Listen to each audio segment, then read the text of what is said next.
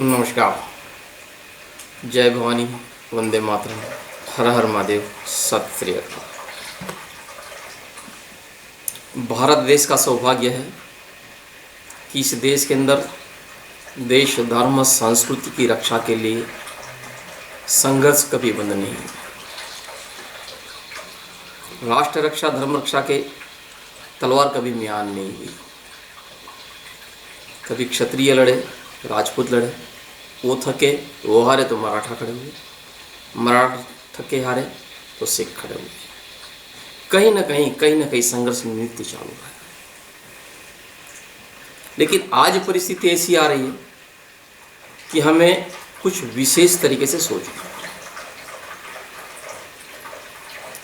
आज भारत में इतनी समस्या है कि एक एक समस्याओं को गिनते गिनते समझते समझते ही हम खत्म हो जाए। तो हमें कोई ऐसा कोई कार्य करने की आवश्यकता है कि हम एक ही कदम उठाए, एक ही कार्य करें और सभी की सभी समस्या एक साथ मिलनी चाहिए। क्या संभव है? वो कैसे है? इस पर हम बात करना चाहेंगे। सद्भाग्य ये है कि हमारे देश के बहुत सारे वीर संतगण महापुरुष समाज को जगाने में लगे हुए हैं और ईश्वर कृपा से, माँ भवानी की कृपा से, वाहिगुरु की कृपा से समाज जग चुका है। कोई नहीं सोया है। लेकिन जगने के बाद क्या करना ये नहीं पता। जागने के बाद चिल्ला रहा है, जाग जाओ जाग जाओ जाग जाओ, नहीं तो। लेकिन जागने के बाद क्या करना ये नहीं समझ रहे। हम आज वो विषय रखना चाहते हैं कि हम जगे हुए तो है, लेकिन अब करना क्या है। और इस विषय को बताने के लिए मैं एक ही विषय को सबसे पहले घुमा घुमा कर चार तरीके से आपके सामने रख रहा हूं। हमारे देश धर्म और संस्कृति की रक्षा के लिए देश के हर कोने से हर व्यक्ति, हर समाज, हर संस्था, हर पक्ष काम कर रहा है। कोई चुप नहीं बैठा।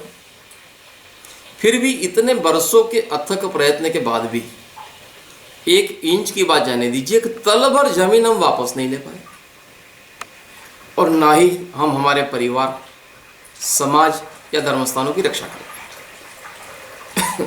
तो इसका सीधा अर्थ यह हुआ कि हमारे कार्य में, कार्य पद्धति में, कार्य दिशा में कहीं ना कहीं चूक है, कहीं ना कहीं खोट है। हमें कार्य पद्धति, कार्य दिशा बदलनी ही होगी। आज हम नया पक्ष, नई संस्था, नई सेना बनाने जाए तो भी वो हमें मंजिल तक ले जाएगी कि नहीं, और ले जाएगी तो कब, ये कहना बड़ा कठिन है। और इसी असंतोष के कारण आज ब्राह्मण परशुराम सेना बना रहा है, राजपूत रणवीर सेना बना रहा है, मराठी छावा सेना बना रहा है, पटेल सरदार पटेल सेना बना रहा है, दलित भीम सेना बना रहा है। तो हमारी ताकत खंड खंड हो रही है, टूटती जा रही है। इसकी जगह पर हम सभी लोग मिलकर एक ही सेना में इकट्ठा हो जाए तो वो भी सभी को मान्य हो, सभी को स्वीकार्य हो। ऐसी कोई सेना है? वो सेना यानी बाकायदा सेना होनी चाहिए जो 24 घंटों गणवेश में हो और सशस्त्रधारी हो। हमारी आर्मी के अलावा ऐसी कोई और सेना है? हाँ है। वो कौन सी? वो आज मैं आपके सामने रखना चाहता हूँ। इसी विषय को दूसरे दृष्टिकोण से, दूसरे अंदाज से आपके सामने रखा है। हमारे देश की लाखों करोड़ों साल पुरानी संस्कृति को दुश्मन कुछ 100 साल के षड्यंत्र से हिला सकता है, अस्त व्यस्त कर सकता है। अंग्रेजों ने 200 साल राज किया, मुसलमानों ने छुटमुट 700-800 साल राज किया। पूरे भारत पर मुसलमान कभी भी राज नहीं कर पाए। फिर भी हम एक बार मान ले कि 1000 साल की गुलामी के शासनकाल दरमियान लाखों करोड़ों साल पुरानी संस्कृति को अस्त व्यस्त करी जा सकती है, तो आप और हम मिलकर, हमारा समाज मिलकर अगर सही दिशा में कार्य प्रारंभ कर दे तो दुश्मनों के कुछ 100 साल के षड्यंत्र को 2, 5, 10 साल में हम जड़ से मिटा सकते हैं। वो कैसे? उस विषय को मैं आज आपके सामने रखना चाहता हूँ। इसी विषय को तीसरे दृष्टिकोण से, तीसरे अंदाज से आपके सामने रख रहा हूँ। आज हमारे समाज की, हमारे राष्ट्र की प्रमुख समस्याएं 10 हैं और हमें ये प्रमुख 10 समस्या को ही मिटाने के लिए विशेष बुद्धि, विशेष ताकत और विशेष हिम्मत दिखाने की आवश्यकता है।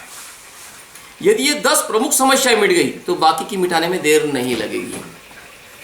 उदाहरण के तौर पर एक बच्चे को 1 से 10 तक की गिनती सीखने में ही तकलीफ पड़ती है। 1 से 10 सीख लिया, फिर कब करोड़ों पे पहुंचता है पता नहीं चलता है। ठीक उसी प्रकार से आज हमारे देश की, हमारे समाज की, हमारे राष्ट्र की प्रमुख समस्याएं 10 है। उसमें सबसे पहली, सबसे भयंकर समस्या है पलायनवादी मानसिकता। हमारे घर के बगल में कोई मुसलमान रहने आ जाए, कोई गुंडा ही रहने आ जाए, तो हम मकान खाली कर देते हैं। और इस मानसिकता के कारण हम अफगानिस्तान से भागे, बलूचिस्तान से भागे, तुर्कस्तान से भागे, पाकिस्तान से भागे, बांग्लादेश से भागे, आज कश्मीर से कहो, बंगाल से कहो, केरला से भागो, अहमदाबाद, दिल्ली, मुंबई, कलकत्ता, मद्रास जैसे हर शहर से करीब करीब हम लोग पीछे हट कर रहे हैं। कब तक भागेंगे और कहाँ तक भागेंगे? तो हमारी सबसे पहली और सबसे भयंकर समस्या है कि पूरे भारत की इस पलायनवादी मानसिकता को कैसे दूर करें, वो भी कम से कम समय में।